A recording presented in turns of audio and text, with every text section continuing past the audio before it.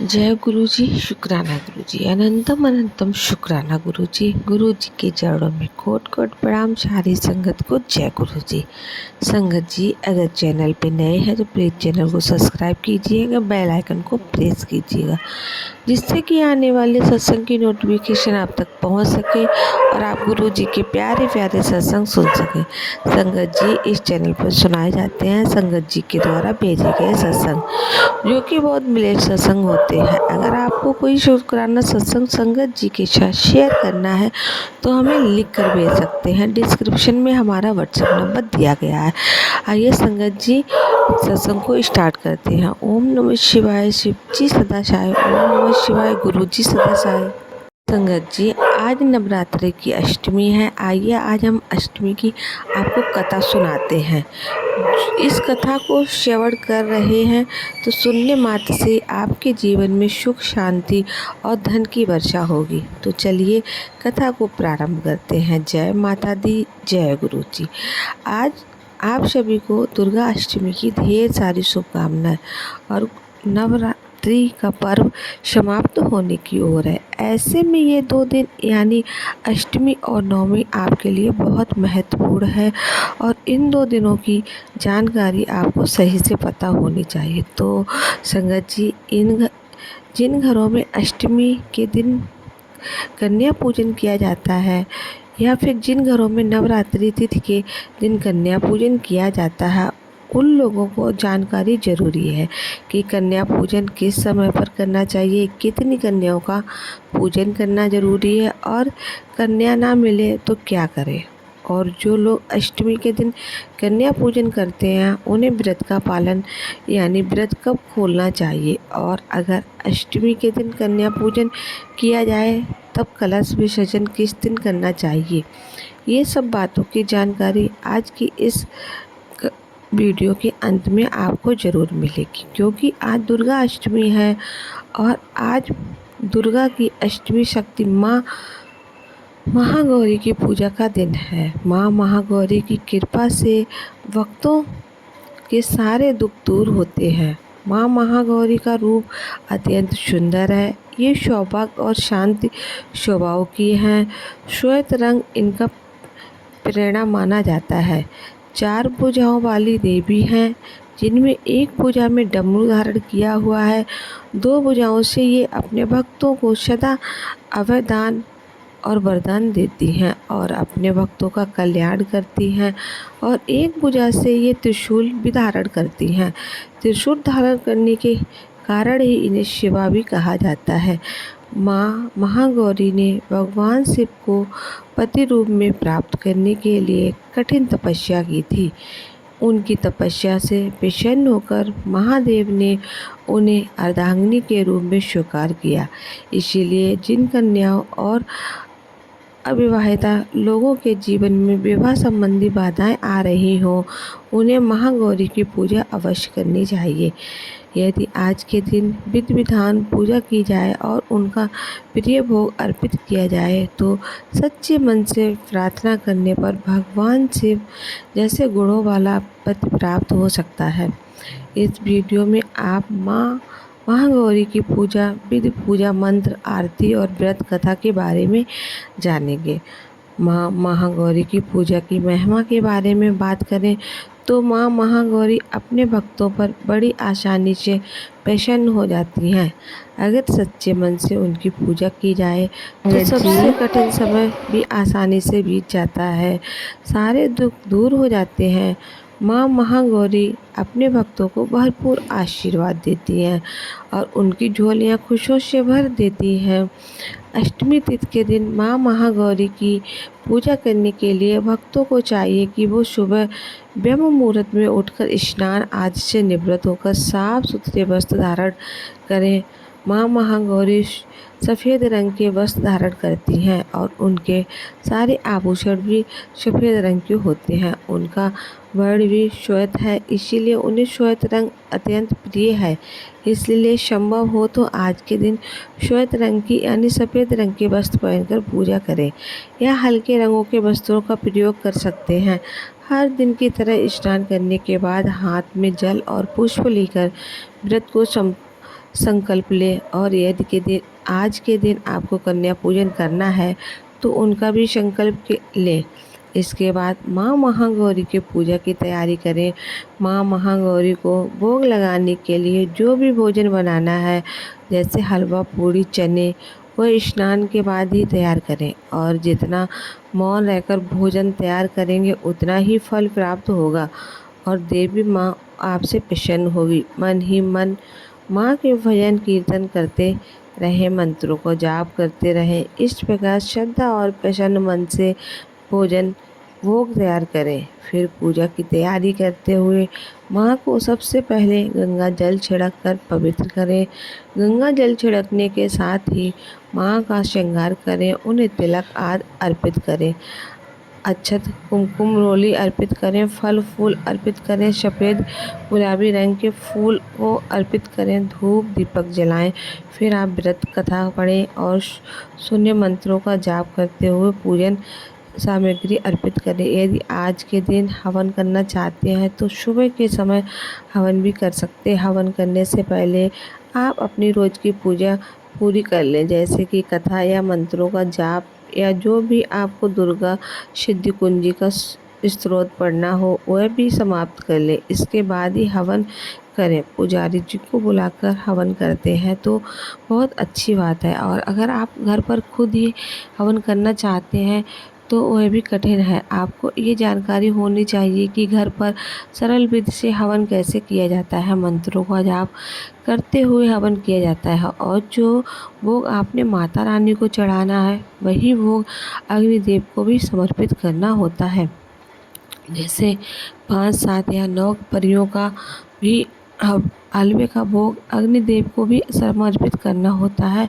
उसके बाद अगर आपको कन्या पूजन करना है तो आप अपने घर पर कन्याओं को आमंत्रित करें।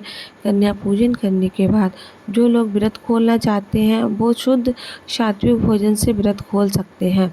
आप हलवा, चने, पूड़ी और सब्जी से व्रत खोल सकते हैं। फिर शाम को भी आप भोजन कर सकते हैं, लेकिन आपको शाम को माँ महागौरी की पूजा अवश्य करनी चाहिए, क्योंकि आज तक आपको घर में माँ दुर्गा विराजमान है। आपको नियमों का पालन करना होगा।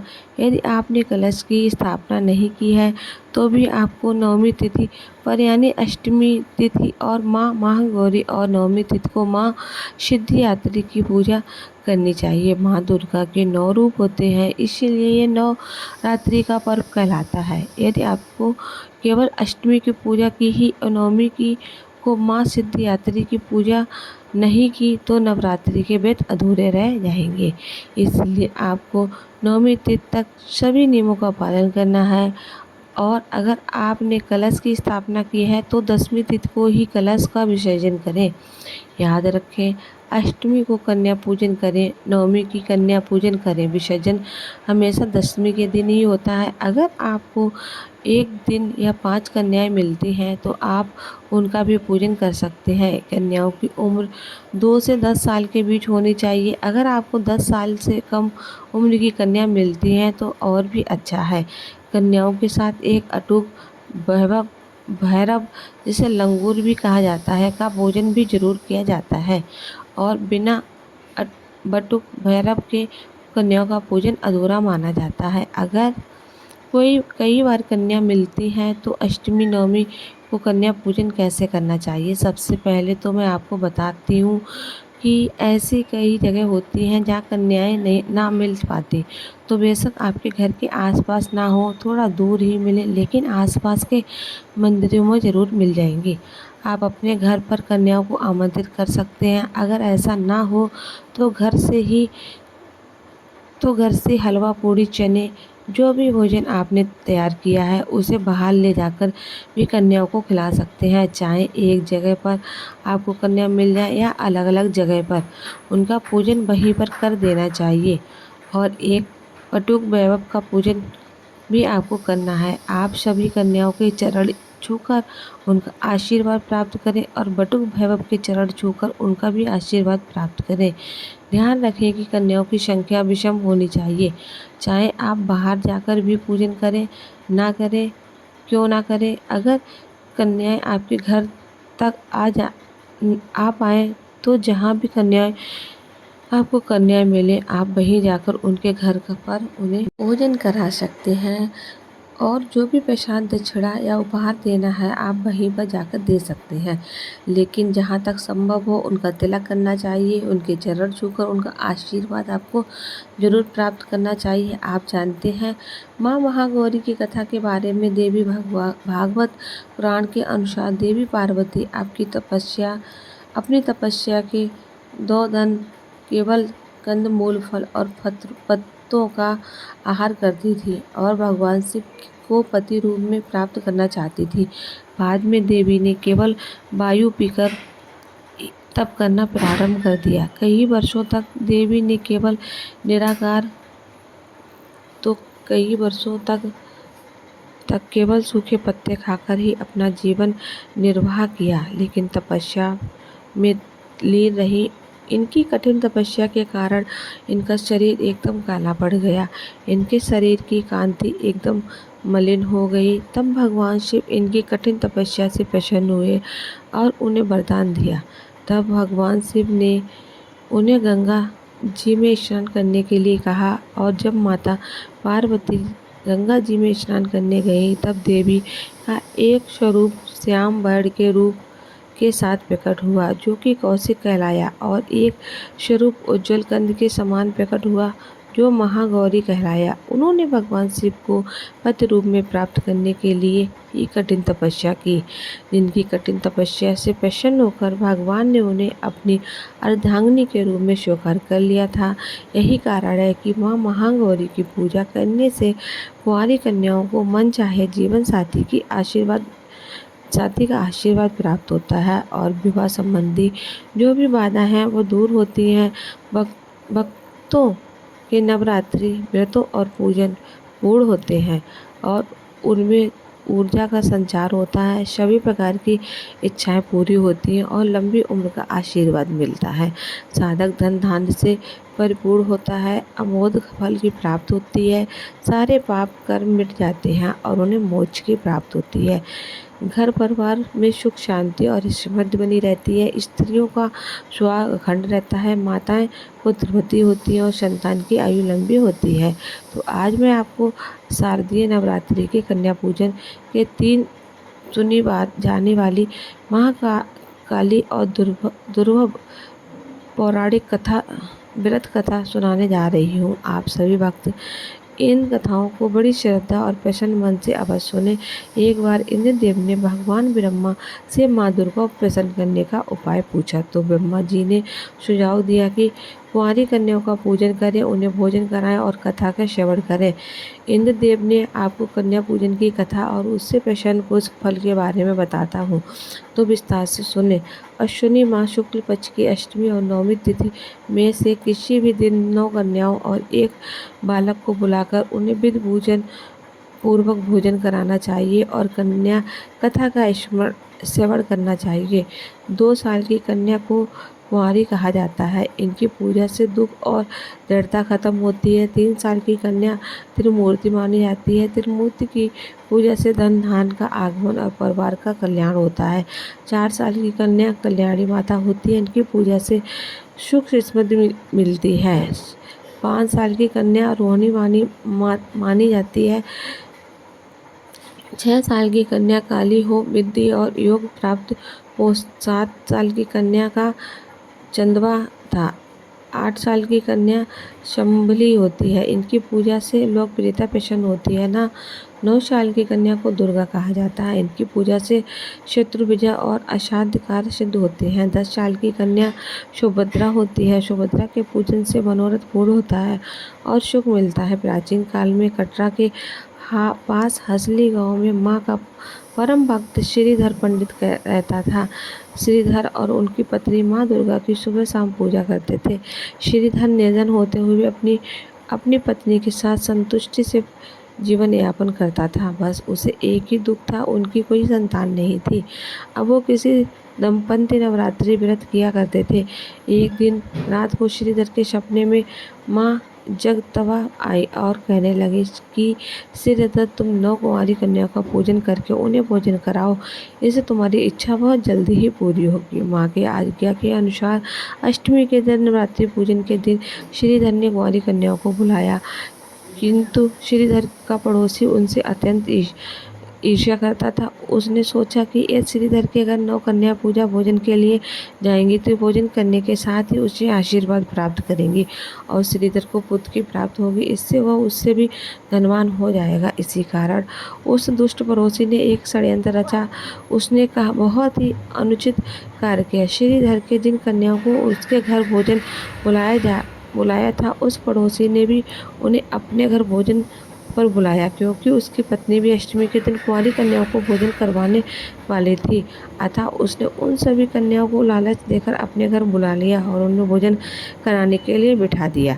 अब क्या था, इधर गरीब ब्राह्मण श्रीधर अपने घर में अपनी पत्नी के साथ उन कन्याओं की प्रतीक्षा करने लगा, लेकिन कन्याएं उसके घर नहीं आई। शुभ मुहूर्त भी बीतता जा रहा था। यहाँ पड़ोसी ने भी बहुत चालाकी से उन कन्याओं को अपने घर रोके रखा और श्रीधर के घर नहीं जाने दिया।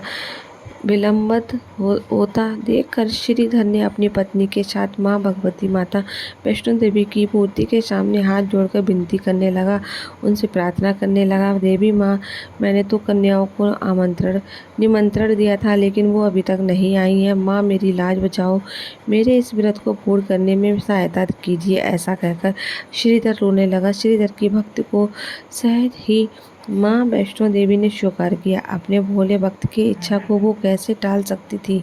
उन्होंने सभी बाकी की 8 देवियों को आह्वान दिया। त्रिमूर्ति, कल्याणी, रोहिणी, कालिका, चंडिका, संभवी, दुर्गा, शूलंभरा, इन सभी देवियों को आह्वान करके माँ वैष्णो देवी ने महाकाली हनुमान जी का भी आह्वान किया और उन्हें अपने साथ लंगुरियाँ बनाकर ले आई।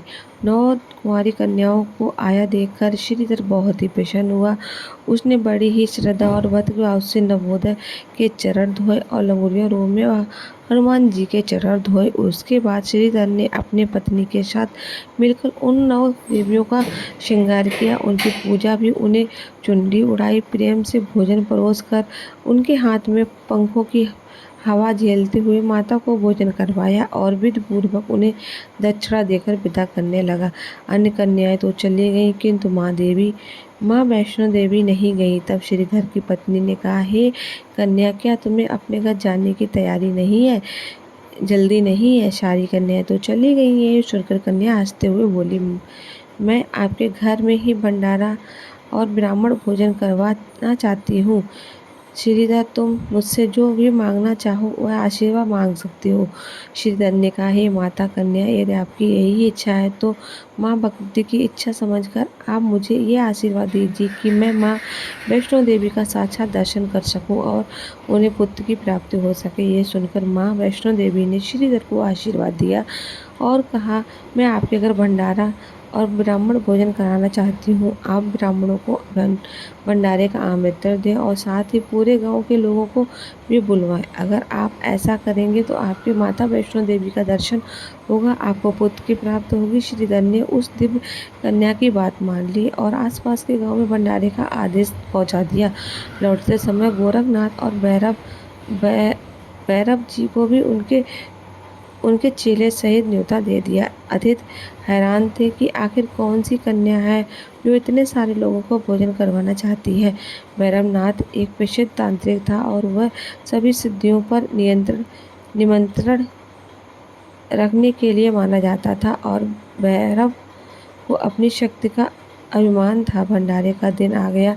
सभी लोग श्रीधर की कुटिया की ओर जाने लगे। लोगों को आता देखकर श्रीधर और उनकी पत्नी घबरा गए, क्योंकि अभी तक लोगों का भोजन कराने के लिए कुछ भी बना नहीं था। दोनों दंपति माता की मूर्ति के सामने जा खड़े हुए और माँ की आराधना करने लगे। माँ को आराधना करते देखते दोनों दंपति वहाँ से सो गए। इतने में उनको ऐसे दिव्य आवाज आई, श्रीधर, तुम घबराते क्यों हो? देखो, भंडारे के लिए सारा भोजन बन गया है, जल्दी जल्दी लोगों को भोजन परोसा जाए। जैसे ही श्रीधर और उनकी पत्नी ने पीछे मुड़कर देखा तो दिव्य कन्या खड़ी थी। श्रीधर की कुटिया में बहुत से लोग बैठ गए। दिव्य कुटिया ने एक दिव्य पात्र में भोजन परोसना आरंभ कर दिया। जब कन्या भैरवनाथ के पास पहुंची तो वह बोला, मुझे तो मांस और मंजरा चाहिए। माता ने कहा, ब्राह्मण के भंडारे में ये सब नहीं मिलता है। कन्या दृढ़ स्वभाव को सुनकर भैरवनाथ के जिद पकड़ ली, किंतु माता उनकी चाल भाप गई। वह पवन का रूप धारण करके त्रिकुट पर्वत की ओर उड़ गई। भैरवनाथ भी उनके पीछे पीछे गया। माना जाता है कि माँ की रक्षा के लिए पवन पुत्र हनुमान जी भी थे। मान्यता के अनुसार उस वक्त भी हनुमान जी माता की रक्षा के लिए उनके साथ ही थे। हनुमान जी को प्यास लगने पर माता ने उनके अनुग्रह पर धनुष से पहाड़ पर वार करके एक जलधारा निकाली और माता ने उस जलधारा में अपने केश धोए। वही पवित्र जलधारा बाणगंगा के नाम से जानी जाती है, जिनके पवित्र जल का पान करने से, इसमें स्नान करने से ही सारी थकावट और तकलीफें दूर हो जाती है। इस दौरान माता ने एक गुफा में प्रवेश कर 9 माह तक तपस्या कर भैरवनाथ जी उनके पीछे वहां तक आ गए। तब साधु ने भैरवनाथ से कहा, तू जिसे एक कन्या समझ रहा हो आदि शक्ति जगदम्बा है, इसीलिए उस महाशक्ति का पीछा छोड़ दे। भैरवनाथ ने साधु की बात नहीं मानी। तब माता गुफा की दूसरी ओर से मार्ग बनाकर निकल गई। ये गुफा आज भी अर्धकुंभा यानी अर्धकुंवारी या गर्भजून के नाम से प्रसिद्ध है। अर्धकुंवारी के पहले माता की चरण पादुका भी है। वह स्थान है जहाँ माता ने भागते भागते मुड़कर भैरवनाथ को देखा था। गुफा से बाहर निकल कन्या ने देवी का रूप धारण किया। माता ने भैरवनाथ को चेताया और वापस जाने को कहा, फिर भी वह नहीं माना और क्या था, माता गुफा के भीतर चली गई। तब माता की रक्षा के लिए हनुमान जी ने गुफा के बाहर भैरवनाथ से युद्ध किया। भैरवनाथ ने भी हार नहीं मानी। जब वीर हनुमान चिंडाल होने लगे तब माता वैष्णव ने काली का रूप लेकर भैरवनाथ का संहार किया। भैरवनाथ का सिर काटकर भवन से 8 मीटर दूर त्रिकुट पर्वत की भैरवी घाटी में गिराया। उस स्नान को भैरवनाथ की मंदिर के नाम से जाना जाता है, जिस पर माँ वैष्णो ने छठी भैरवनाथ का वध किया और स्नान पवित्र गुफा अथवा भवन के नाम से प्रसिद्ध है। इसी स्नान पर माँ काली, स्वाति मध्य और महालक्ष्मी पिंडी के रूप में गुफा में विराजमान है। इन तीनों के सम्मिलित रूप को ही माँ वैष्णो की रूप माना जाता है, जिनकी अपने वध के बाद भैरवनाथ को अपनी भूल का पश्चाताप हुआ। उसने माता से क्षमा मांगी और वैष्णो देवी जानती थी कि उस पर हमला करने के पीछे भैरवनाथ का ही बहुत उद्देश्य मोक्ष प्राप्त करना था। उन्होंने उनको नाथ जी को पूर्व जन्म के चक्र से मुक्ति दिलाई, बल्कि उसे वरदान देते हुए कहा कि मेरे दर्शन तक पूरे नहीं माने जाएंगे जब तक कोई भक्त मेरे बाद तेरे दर्शन नहीं करेगा। उसे मान्यता के अनुसार आज भी भक्त माता वैष्णो के दर्शन करने के 8 किलोमीटर पर पड़ी खड़ी चढ़ाई पर भैरव जी के दर्शन को जाते हैं। इसी बीच वैष्णो देवी ने 3 पिंडी सिद्ध सहित एक चट्टान का आकार ग्रहण किया और सदा के लिए अंत मगन हो गई।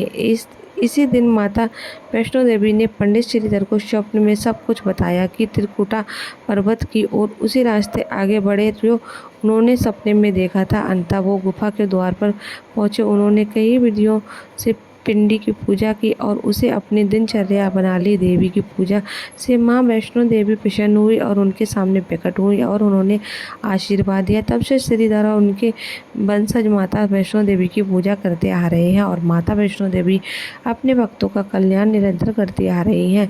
जगत में धर्म की हानि होने और अधर्म की शक्तियों को बढ़ने पर यदि शक्ति के संत राज की रक्षा के लिए माँ सरस्वती, माँ लक्ष्मी और माँ दुर्गा ने अपने सामूहिक बल से एक कन्या प्रकट की। ये कन्या त्रेतायुग में भारत की दक्षिणी समुद्र तट पर रामेश्वर में पंडित रत्नाकर की पुत्री के रूप में अवतरित हुई। कई साल से संतानहीन रत्नाकर की बच्ची को त्रिको नाम से भगवान विष्णु के अन्य स्वरूप के प्रकट होने के कारण ये वैभवी नाम से विख्यात हुई। प्रिय भक्तगण, अब आइए सुनते हैं कन्या पूजन की विधि कथा। और प्रसिद्ध नगर में एक ब्राह्मण अपनी पद्म सुंदरी के साथ रहता था। वह बहुत समय बीत जाने के बाद भी सुंदरी को संतान की प्राप्त नहीं हुई। उसके दुखों उनके साधु महात्मा से उनका कारण और निवारण पूछा। साधु ने कहा कि पूर्व जन्म के कर्मों के कारण उन्हें संतान की प्राप्त नहीं हो रही है। ये सुनकर सुंदरी ने कहा, हे महात्मा कृपा उसका कोई उपाय बताइए। साधु ने कहा, पुत्री, आने वाले 4 दिन बाद नवरात्रि का आरंभ हो रहा है। तुम नवरात्रि का व्रत रखो। अष्टमी के दिन 9 कन्याओं का विधि विधान भोजन करवाओ। विधि पूर्वक भोजन करवाने के बाद उन्हें यथोचित दक्षिणा देकर विदा करो और अपने व्रत को पूर्ण करो। ऐसा करने से तुम्हें संतान की प्राप्ति होगी। ये सुनकर ब्राह्मण वहां से चले गए और सुंदरी ने नवरात्रि का व्रत आरंभ किया और अष्टमी के दिन 9 कन्याओं को अपने घर भोजन के लिए आमंत्रित किया। 16 श्रृंगार और स्वर्ण आभूषण से सजी धजी सुंदरी ने धूमधाम से दुर्गा अष्टमी की पूजा की तैयारी की। कन्याएं आ चुकी थी और सुंदरी उन्हें आलता लाकर सुंदरी को पहनाकर खिला रही थी और पूरी का भोग परोसने की तैयारी कर रही थी। अपनी नौकरानी को आदेश देकर कह रही थी। वही सामने के दरवाजे पर खड़ी नौकरानी की 7 वर्षीय पुत्री लालयती होकर ये सब देख रही थी। अचानक सुंदरी की नज़र उस पर पड़ी तो वह चिल्ला पड़ी, यह लड़की यहाँ दरवाजे पर क्यों खड़ी है? क्या देख रही है? नज़र लगाएगी क्या मेरी कन्याओं को? जो भोग अंदर और अपनी माँ को मदद कर। नौकरानी ने जब मालकिन को रोबदार आवाज में अपनी बेटी को डांटते हुए सुना तो वह दौड़कर आई और हाथ पकड़ खींचते हुए अंदर ले आई। बच्ची प्रवासी हो गई। कन्या भोजन करके जा चुकी थी और रात में थकान होने के कारण सुंदरी गहरी नींद में सो रही थी। अचानक उसने एक सपना देखा कि घर के जिस दरवाजे पर नौकरानी की बेटी ललिता नजरों से कन्या पूजन देख रही थी और उसने उसे डांटकर भगा दिया। उसी दरवाजे पर लाल जोड़े और श्रृंगार में सुसज्जित किंतु क्रोधित रूप में देवी माँ खड़ी हुई थी। अचानक डर के मारे वह ब्राह्मणी की नींद टूट गई। उसने अपनी गलती का एहसास हो चुका था और वह बेहोशी से नौकरानी और उसकी पुत्री को इंतजार करने लगी। उसे कल की गलती का पश्चाताप जो करना था। जब नौकरानी और उसकी पुत्री उसके घर काम के लिए आए तो ब्राह्मणी ने उन्हें ही प्रेम से नवमी के दिन उनके लिए भोजन बनाया। उस कन्या के पांव धोकर उसका श्रृंगार किया, उसे भोजन करवाया और जाते समय यथाचित कर उसे नमस्कार किया तथा अपनी गलती के लिए क्षमा याचना की। कुछ दिनों बाद वह ब्राह्मणी गर्भवती हो जाती है। माँ की कृपा से उसे एक पुत्री की प्राप्त होती है और वह माता को कोटि कोटि धन्यवाद करती है। जय माता दी। हम सब अष्टमी नवमी के पावन पर्व पर आज पहुँचे हैं। अष्ट नवरात्रि की अष्ट देवी माता महागौरी है। आज के शुभ दिन पर देवी महागौरी की पूजा याचना करने से भक्तों की सभी मनोकामनाएं पूर्ण होती हैं। महागौरी नाम से ही हम समझ जाते हैं कि ये देवी अत्यंत स्रोत और सुंदर है। इनका स्वरूप वही है। संगत जी, इस कथा को बोलते समय अगर कोई गलती हो गई है तो मुझे माफ़ कर देना। संगत जी, ये थी माता रानी की कथा। तो अगर आपको कथा अच्छी लगी है तो इसे आगे शेयर कीजिएगा और वीडियो को लाइक शेयर करना बिल्कुल ना भूलें। तो मिलते हैं आपसे अगले सत्संग पर। जय गुरु जी, शुक्राना गुरु जी, जय माता की। प्रेम से बोलो, कमेंट में जय माता लिखना बिल्कुल ना भूलें।